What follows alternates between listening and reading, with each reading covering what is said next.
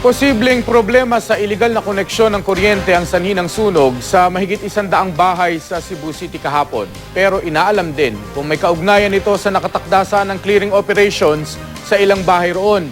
Makibalita tayo live kay Luan May Rondina ng GMA Cebu. Luan?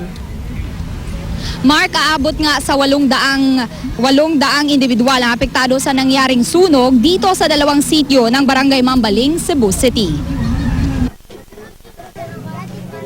Nakatakdang magsagawa ng clearing operations bukas ang lokal na pamahalaan sa dalawang sityo ng Barangay Mambaling, Cebu City.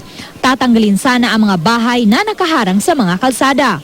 Pero hindi na kailangan ito dahil halos maabo ang hindi bababa sa 100 bahay roon sa sunog kahapon. Nilamon ng apoy ang mga bahay ng mahigit 100 at 60 pamilya. Mabilis na kumalat ang sunog kahit pa umuulan nang mangyari ito. Gawa kasi sa light materials ang mga bahay. Nagpahirap pa sa mga bumbero ang masisikip na daan sa lugar. Wala mi kahibaw kung saning kanabi tayo sinugdanan sa sunog kay pagmata na mo, dako na kayang kayo. Ayon naman sa mga bumbero, posibleng problema sa iligal umanong koneksyon ng kuryente ang sanhi ng sunog. Tinatayang nasa 600,000 piso ang halaga ng mga natupok na ari-arian. Iniimbestigahan ngayon ng mga otoridad kung may kinalaman sa nakatakdang demolisyon ang sunog sa lugar. Pag-aari ng gobyerno ang lupa kung saan nakatayo ang mga bahay. Pinag-aaralan ngayon ng lokal na pamahalaan kung ano ang gagawin para sa muling pagpapatayo ng mga bahay ng mga nasunugan. Na ako naman ako mga tao sa kaning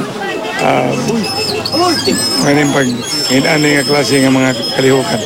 So istoryahan na mo. Mark, sa ngayon nais linawin ng lokal na pamahalaan na maaari pa rin daw tumira at magtayo ng bahay dito ang mga residenteng nasunugan. At nalaman natin, Mark, kani-kanina lang ay bumisita rito si Cebu City Mayor Michael Rama para kumustahin ang mga biktima ng nangyaring sunog. At nagpaabot na rin ng tulong ang mga private at ang ibang mga private sectors at NGOs at maya-maya ay magpapaabot rin ng tulong ang GMA Kapuso Foundation. At yan muna ang latest mula rito sa Cebu City. Luan May Rondina, Nagbabalita, Pilipinas.